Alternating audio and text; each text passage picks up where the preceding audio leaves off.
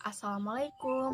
Perkenalkan, nama saya Rosita Dewi dengan nomor induk mahasiswa A1 E1190035. Saya dari Prodi Bimbingan dan Konseling Universitas Jambi dari kelas R002. Nah, di video kali ini merupakan tugas pemenuhan dari mata kuliah Manajemen Konseling di Sekolah yang diampu oleh Bapak Dr. Andes Akmal Suja MPD dan Bapak Afan Yusra SPD MPD. Nah, di video kali ini merupakan penjelasan mengenai program bimbingan dan konseling di sekolah. Nah, untuk lebih lanjutnya, saya akan menjelaskan secara detail apa-apa saja yang harus diperhatikan dalam menyusun program bimbingan dan konseling di sekolah. Simak videonya ya. Nah, di sini saya akan menjelaskan mengenai penyusunan program bimbingan dan konseling di sekolah, yang mana dalam pembuatannya membutuhkan beberapa proses. Yang pertama yang perlu kita lakukan adalah penyebaran instrumen, seperti yang setelah saya sebarkan pada semester lalu, yaitu sosiometri dan AUM PTSDL di salah satu SMP di sekolah Kota Jambi. Nah, kemudian setelah penyebaran, saya mengolah instrumen tersebut dan mendapatkan hasilnya. Dari hasil analisis yang saya dapat, saya gunakan untuk menjawab tugas dari Bapak Afan Yusra SPD MPD pada 2 minggu yang lalu dengan mata kuliah Manajemen Konseling di sekolah.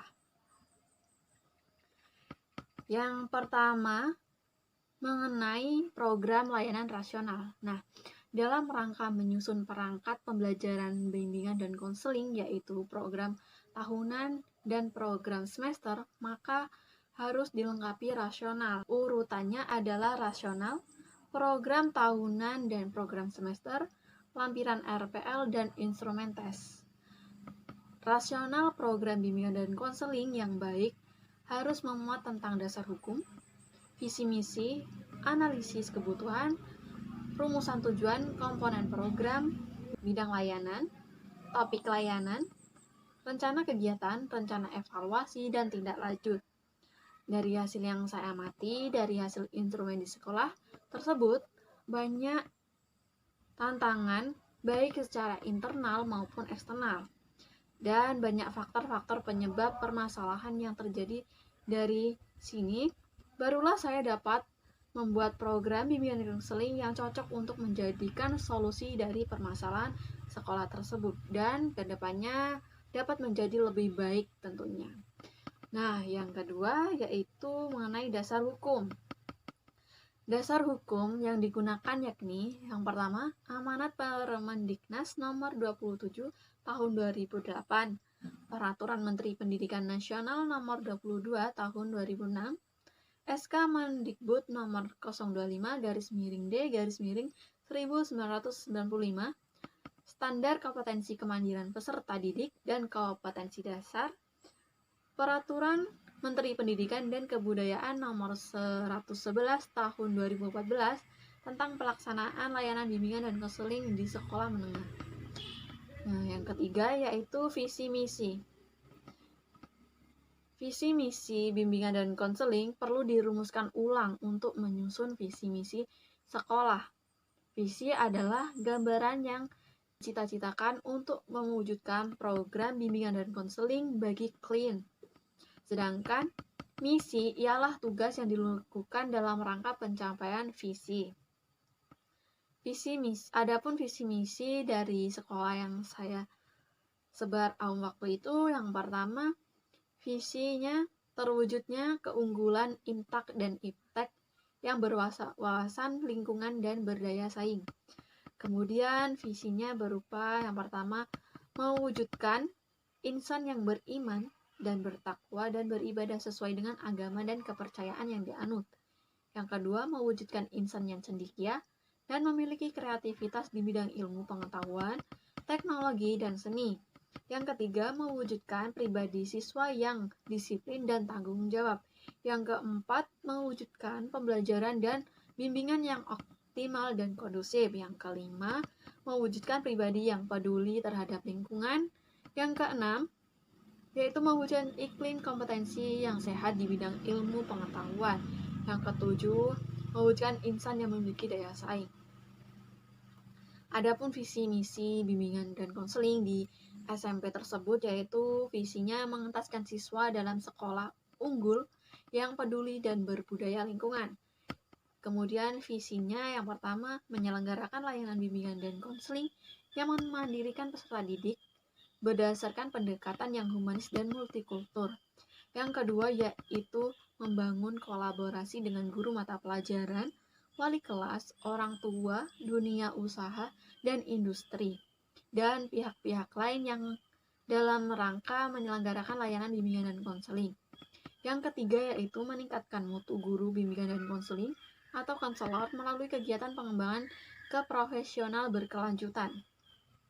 Kemudian yang keempat yaitu mengenai deskripsi kebutuhan.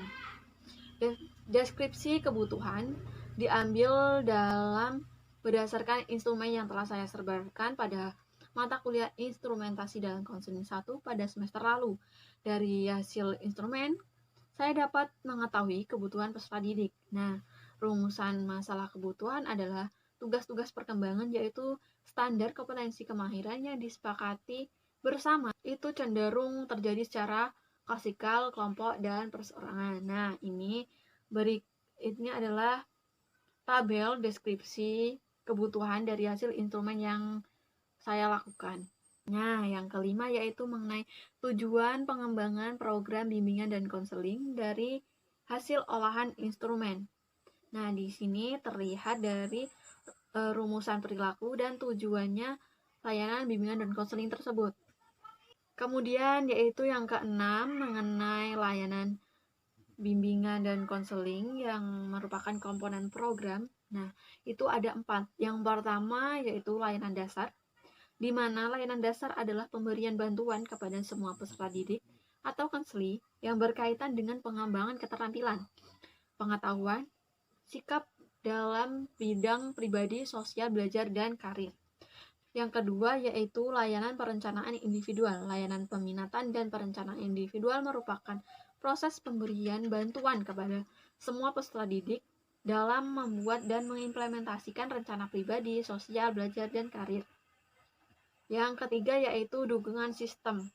Aktivitas yang dilakukan dalam dukungan administrasi yang ada di dalamnya termasuk melaksanakan dan menindaklanjuti kegiatan asesmen kunjungan rumah, menyusun dan melaporkan program bimbingan dan konseling, membuat evaluasi, melaksanakan administrasi dan mekanisme bimbingan dan konseling, serta kegiatan tambahan dalam penyelenggaraan pendidikan di sekolah dan pengembangan profesi bimbingan konseling. Yang ketujuh yaitu mengenai bidang layanan. Yang pertama, bimbingan dan konseling pribadi. Dalam bimbingan dan konseling pribadi, saya akan menanamkan rasa solidaritas antar teman sebaya untuk bisa menjalin hubungan yang baik antar teman sekelas, menanamkan rasa saling tolong-menolong, menyadari betapa pentingnya peduli dengan teman sebangku maupun teman sekelasnya. Dengan memberikan layanan tersebut, siswa akan mendapat menyadari betapa pentingnya sosialisasi dengan teman sebayanya. Nah, yang kedua yaitu bimbingan dan konseling sosial.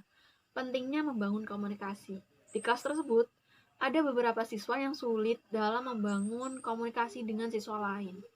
Nah, dalam kelas ini juga terdapat siswa yang kurang rasa sopan, baik dengan gurunya.